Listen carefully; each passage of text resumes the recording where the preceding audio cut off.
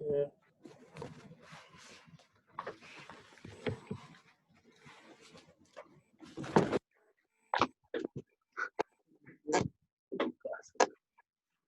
I gotta keep the shades on. Looks good.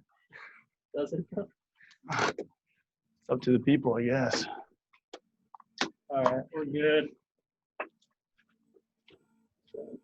Jeremy. Luke, I have some serious questions, but what went into this outfit? Who are you wearing? You know, I guess I was kind of going for a Tony Stark vibe because I watched Iron Man 1 yesterday, but other than that, yeah, I think that's about it. Is this your go-to look, or? I love the Hawaiian shirts. I always wear Hawaiian shirts, yes. All right. I know everyone's going to ask you about just the weight to play, but I want to ask you about, being almost 22 months since you last played a game. What's the challenge of gearing up and getting ready? Like, what obstacles have you kind of run into during training camp? I think it's been a while since we've all put on pads last. Like, I still played like scout teams, did all things like that with pads on. So I still remember that. But like having not played in 22 months, I mean, it's a little nerve-wracking at first, but once we go out there and we're practicing with pads on, you kind of get in the flow of things, and I kind of just get back in my groove, and I feel like I'll be ready.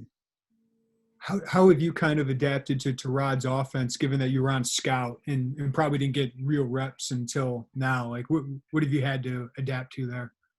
All last year, I had last year to like learn the plays outside of scout. So like I'd do the scout practice, do what they needed me to do, and then I'd come in and I'd do extra, and I'd still be learning Coach Rod's offense. And I think I got most of that down last year. Running out here with Rod's offense, it's just been kind of like second nature because I've had a whole year to like learn the plays. And the last one, you had a really talented Georgia tight end group. I didn't think you probably didn't think you were coming into this kind of tight end group, but what do you think of what you guys have at that position? How's it compared to what you had in Athens? Compared to Athens, just different skill sets. I think Daniel Barker, I mean, he's an all-around just amazing player. Daniel Bebe, he brings a new aspect. I mean, he's an amazing player as well. I think we all like specialize in certain things, and I think it'll just be for you guys to figure out once we're on the field. Thanks, Luke. Appreciate it, man. Hey, Luke, good to see you. I hope you're doing well. How have you handled this? Like Jeremy mentioned, everybody wants to talk to you about the, not playing. Do you like talking about that? Is it something you just want to put in the past? How do you kind of deal with that?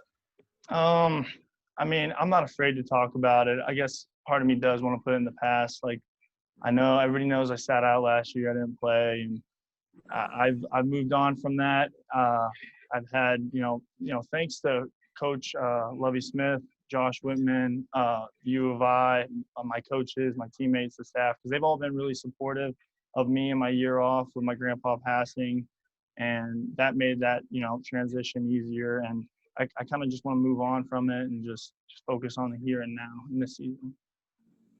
Is there something, I guess, sweet that comes with the chance to kind of rewrite things, right? I mean, you want to move on from it, put that in the past. Do you like that opportunity to kind of start fresh and, from this point forward? Yeah, I mean, I think that's a great question. I'm excited to just start fresh, start new. I'm playing for my home state. All my family is going to be able to come, and it's a good feeling just to have all this and have the support here and have the family here, and it'll be good to just go out there and start fresh and be out there in a Illini jersey. My last thing for you, Lou, because I know maybe it was a little different for you to come back to your home state, but I know you live with Josh, and he was a transfer, and Illinois has done really well in the transfer market. Why do you think that is? What's appealing about this program? We have great coaches. I mean, honestly, coming here and playing for Coach Lovie Smith, I kind of see him as like a father figure, like his presence, how he holds himself, how he talks. It's just, I mean, it brings like just great energy. People want to follow him. He's a great leader. And like when he comes in the room, it's like there's something about him that says, hey, I'm here. Like people just gravitate towards like really, really great coaches like Coach Lovie Smith. Thanks, Luke. Hey, Luke, how you doing? Doing good. How are you? Good. Apparently your brother has been giving you a lot of grief about this not playing thing. Is that Yeah, my brother, he's always joking around. He'll call me up and he'll be like, "Hey, how's it going, bench warmer? You still keeping the seats warm there and stuff?" And he's always talking trash. And I think he's put on a freshman 50, not a freshman 50. So I make fun of him for his weight. He makes fun of me for sitting on the bench last year. It's whatever. We're brothers. We joke around like that. I'm guessing that it probably helps, doesn't it? Having that kind of, rapport with your brother and talking back and forth like that. That's going to be a good thing, right? Oh yeah, I mean it's a good thing. We've always talked trash to each other throughout our whole lives. I mean, I've always wanted to be as good as him when he was in sports younger and stuff that he was better than me at. And I mean, just that drive and competition that we have, and the ability to just talk and make fun of each other, and it kind of just drives us, make us work harder. Maybe since I'm calling him, stop being such a tubby, he'll start trying to knock off a couple pounds. He tells me to stop sitting on the bench. Maybe I'll be able to get off the bench and be out there. So. One last thing, if you could tell Rod Smith for the first game, call this play, first play for me. Give me that play. What's the play you would want to see? Whoa! I'm not sure I can go out there and give you plays now. I mean, come on. Maybe. How about What do you want me to do? Wisconsin could be watching this. Who knows? I can't. They're not watching. How about a favorite play? What kind of play do you really like to get out there and run? If you had a choice. I mean, without giving away any of our stuff, just a play where I get the ball and score, take it to the end zone. Okay. I won't tell anybody. Thanks, Luke. What's up, Luke? Good to see you. Thanks for doing this. Thank you. Yeah, just wondering, how has your connection been with Brandon Peters so far? What's it like working with him, and what do you like that he does as a quarterback? I mean, that's a great question. BP, first off, he's a great guy. I love hanging out with him. Me and him are joking around. We get along great. I mean, he can spin that ball. So he throws it in. He's got amazing arm. He's super intelligent. He's like just, field commander out there. And I love his style of play. I love his demeanor. I love his personality. He's a good guy all around. And I like catching balls from him. Absolutely. Kind of going off Bob's question, do you have a celebration in mind if you do score? Because you've had a long time to think them up. I don't know. I mean, if I had to celebrate, I probably wouldn't do it in the end zone because I don't want to get 15-yard penalty. So I'd probably have to run back to the sideline, and who knows what I do. I might do the classic, the Hinkle McCringleberry. If you guys know what that one is. But I don't know. I don't want to get any penalties out there, but I don't know. What do you think has just been the best part of getting back to practice, these last couple weeks? Best part about getting back to practice, I'd have to say, is just going out there and actually repping with, the offense this time around, not with the scout team, getting out there and doing that and just putting the pads on feels feels great because we haven't done it in a while since Corona and stuff. Thanks. Hey, Luke, great to see you. What's an expectation for yourself that you have? I mean, it's been, since you've been in Carterville, since you've been a big part of an offense, right, where you've been able to catch the ball and really show your talent. So that's a long time ago. How do you kind of put expectations on yourself and what you might be able to bring to the field? I know fans, have a really high expectation for you. For expectations, I mean, I know my capabilities. I know what I'm capable of, and I have a lot of really good, talented guys around me that are going to help me, and I want to play to their level. And we have a great defense, and so I'm getting reps versus them, getting better doing this and that, and so I have confidence going in. I have high expectations because I know what I'm capable of. I know what I can do, and I know that even though I sat out a year, I'll still be able to come in, and, hopefully be able to make an impact. When we get to game day, what will be going through your head in this journey that you've taken, dating all the way back to when you were in Southern Illinois, and obviously you probably didn't chart it out to where you are right now. Yeah. Can you repeat that question one more time? Yeah, That's gonna... even now, but especially leading up to game day, what will be going through your head as you kind of weigh everything that you've been through to get to this point? Leading up to game day, I'm really just trying to just focus, take it one day at a time, like focus on the here and now, focus on what I have to learn right now, focus on what my job is and what my role is for the team, and just kind of just take that day by day and do that instead of looking out there farther. Because you start looking out there farther, you get nervous, start thinking, oh, I haven't played in a while, stuff like that. So just try to keep my mind off that, live in the here and now, and try to be better every day I'm out there. And last thing for me, how do you balance all of that? And you kind of mentioned it there, but I know you want to play in the NFL. I know you have aspirations of that. I noticed even on the roster, Luke, you're listed as a junior. Like, is this like the next step for you in terms of showing what you're capable of this season and trying to make it to the NFL? 100%. The reason I am listed as a junior is because I do have NFL aspirations, and I want to be listed as that. I mean, I'm a junior in school. I should be a junior on the field, and hopefully I have aspirations to go to the NFL after, this year, next year, whatever it may be. And so that's the reason I want to be listed as that. Thanks, Luke. Hey, Luke, thanks for doing this. I guess the first question I kind of have is, how much do you think this group of tight ends, your Daniel Barker, Daniel Matter-Bebe, can just kind of open up the offense for Brandon Peters to throw to? I feel like the three of you all bring something a little bit different. Yeah, I totally agree. I think we all have really we have different specialties, but we're all equally very overall pretty good at the tight end position, I'd say. But yeah, we all have different capabilities. I think it'll be able to just make our offense more versatile, and how Coach Rod wants us to use us.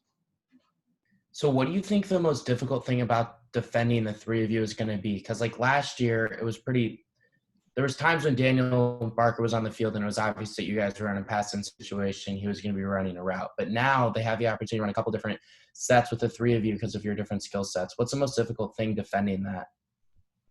I don't want to get into our offense and our scheme, but like I said, we have different capabilities, different things that make each one of us great in what we do, and it'll make it hard for defenders to guard us just based on, they're going to have to put someone or someone on each one of us just because of our different capabilities. Last one I've got, emotion-wise, what was it like to get back out on the practice and just hit someone as a tight end last week, and then just kind of looking forward to October 24th against Wisconsin to hit someone in a red jersey? What's that going to be like? It felt great to go out to practice and finally be able to hit somebody because, we were all expecting to do it in spring ball, and then the coronavirus hit, and so we had to push it back and stuff like that. And so getting out there, putting the pads on, and just going out there and playing football, it felt amazing.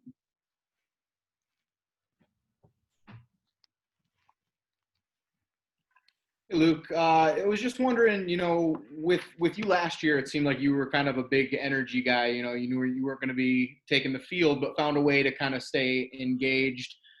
Is that something you've talked about with some guys that may have a smaller role, knowing that, without fans in the stadium this year, you guys are going to have to provide a lot of energy for yourselves? Is that something that you've maybe talked about with some guys? Oh, yeah, 100%. Every time I'm out there and we're out there repping and people are working hard, and like if we have not a bad day at offense, but if we have just a quiet day and people aren't cheering and hyping up people that are making plays, I'm yelling at the sideline. I'm like, hey guys, let's get this going. Let's start pumping people up. Let's start yelling. Let's start chilling, because you bring that energy, you get momentum. People start feeling better. They get more comfortable out there. So I really try to just bring the energy at practice. So when we're at game, that same energy is there, and the people on the sidelines are all in, focused in, trying to hype up the players and getting stuff going. Is that a way that you really found that you were able to kind of make an impact last year, was kind of being that hype guy since you weren't able to step on the field? Yeah, I was the hydration manager last year. I was giving out a lot of waters, and I was there as a moral support and just to pump up people. So I try to do my job to the best of my ability. So hopefully the next man up ready to take that role. Last year, this was a team that really seemed to kind of embrace that underdog mentality. Looking at this season with you getting to finally step out there and make an impact, what's your mindset kind of like in terms of, this is a team that still isn't getting maybe a lot of recognition outside of Champaign, but certainly confidence seems to be really high for you guys. I think last year, after the Wisconsin win, we just kind of realized, hey, we can play with anybody. We don't need to walk out there and think that, we're just going to go out there and put our heads down and we're going to get beat and stuff like that. The whole energy and like the momentum of the team just kind of changed after that game. We started believing in ourselves. We started seeing that, hey, like, listen, every one of these games is winnable. And then now this year, with all the players that we have coming back, with all the new talent that we have coming in, it's just like, we have a certain confidence to us, and it's no longer the old, hey, we're going to put our heads down and go out there and we're not worried. It's more of, hey, we're ready to go out there and fight, and we're going to play as hard as we can every snap, and we're confident in what we can do. Thanks, Luke. Hey, Luke, so I saw the dunk video this summer showing off your basketball skills, and I asked this question this morning of Isaiah Gay. So first off, if there's a basketball game, and you guys have to take on Io and Kofi and the entire basketball team, Right. first, are you in the starting five of football players taking on, or are there other guys that you would put out there? No, there's not another guy I'd put out there. I'm putting myself out there 100%. I mean, I consider myself more of a Steph Curry guy. I know I'm bigger, but I'm really, I can do the post things, but I've got a wet shot from mid-range, long range, whatever it is. So I'd put myself in the starting lineup. Isaiah Gay, I think he may or may not be. I mean, I don't know. I haven't really seen him play, but I'd put myself up there. I think there's a couple other guys. Can't really think of who I'd put out there because I haven't really played with a lot of the guys here, but I'm definitely in that lineup. Keith Randolph swears he'd have to be on there because he won a state championship playing basketball at Belleville West, so he swears he's on there. And Isaiah Gay has been on Twitter, Isaiah Williams has been on Twitter saying he's the point guard. It's not even a question, this and that. Wow. Can you give me any other names that you might – are you going to bring – I believe you're living with Josh. Would you bring him with you in his vertical leap? Or Oh, yeah. I'm definitely bringing my roommate, Josh. He's going to be out there.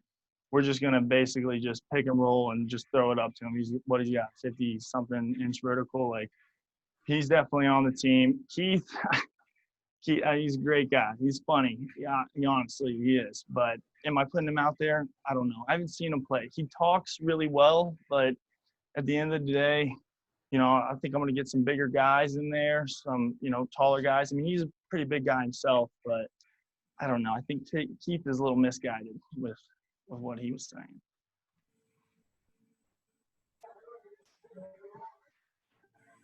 Hey, Luke. Can you just? People have described you as a free spirit. Can you just? How would you describe your personality? Free spirit? Who said that? I mean, I don't know if I'm a free spirit. I'm a low stress guy. I don't get stressed out over many things. I just like to relax, and then when it's go time, it's go time. I'm locked in. I'm zoned in. I'm ready to play. But free spirit, I don't know. That kind of seems kind of hippie to me. I'm not a hippie. I don't know about that.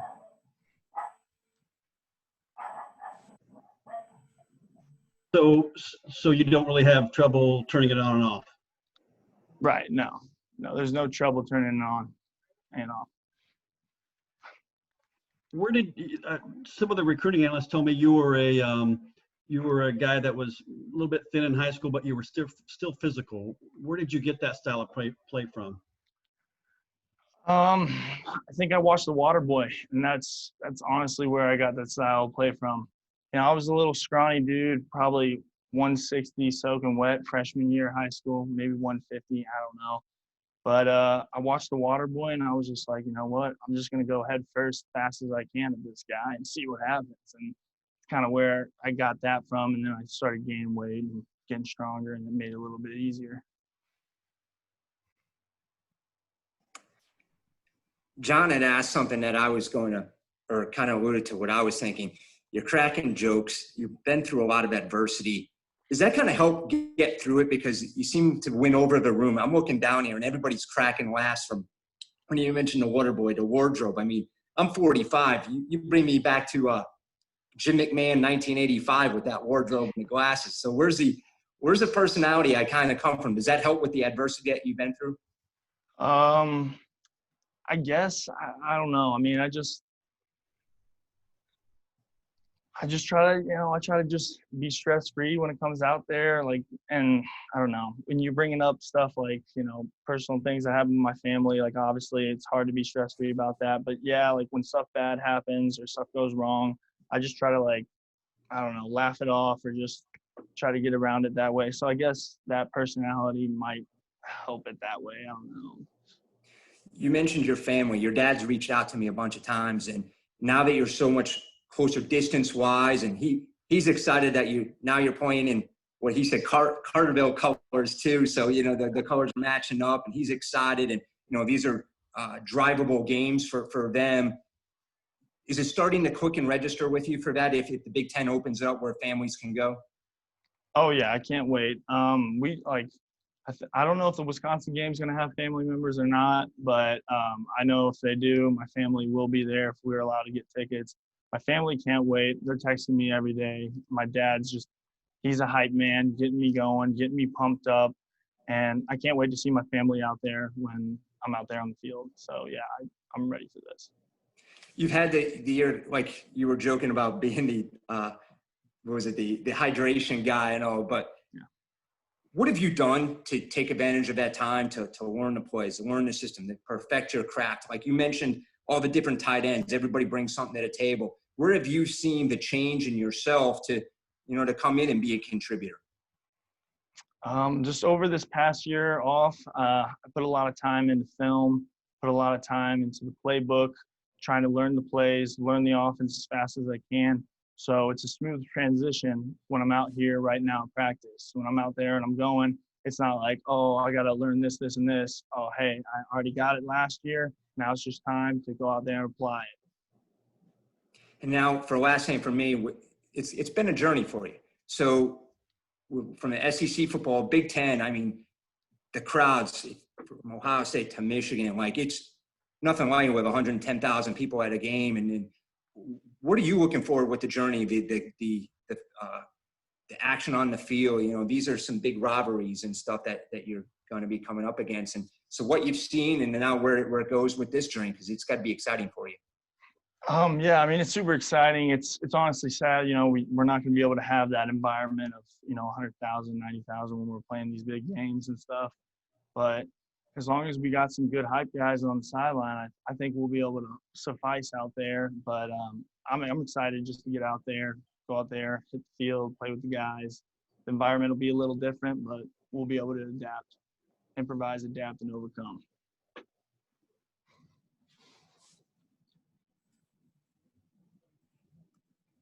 Hey, Luke, can I ask, did you pick up any new hobbies over the course of quarantine or even, last season? Anything new you're doing that you weren't doing before you got here? I was going to pick up a hobby of learning another language. It was like download the Duolingo app. And I was going to try to learn Spanish. And I did that for like a day or two. And then I don't know, I was confused because it was in a different language. It was kind of hard to learn. And so then afterwards, I just went back to playing video games. But I mean, there are some things out there that I've done. I can't think of them right now, but I'm telling you, there's definitely some new crafts I've learned. Get back to us on that this season if you would. I will when I figure them out. What games are you playing? Call of Duty, Modern Warfare. That's it pretty much. But I mean, yeah, that game, there's so much. There's so much that encompasses that game. But yeah, that's about the only one I've been playing. No, there's tons of hobbies I've done. There's tons. I was going to learn to fly, but I didn't have the money to afford the flight lessons, so I had to cancel that one. But I was playing Flight Simulator for a little bit. I was going to dirt bike, but then coach thought that was a risk, so I couldn't do that one. But there are things I've done. I just I can't think of the new crafts I've got right now. Thanks, Luke. All good? Yeah, I think so. All All right. Thanks, Luke. Good luck, everybody. Luke. Thanks right, a lot, thank you Luke. guys. Appreciate it. Love the questions. Amen. Thanks for the Thanks, Luke. laughs. Guys, take care.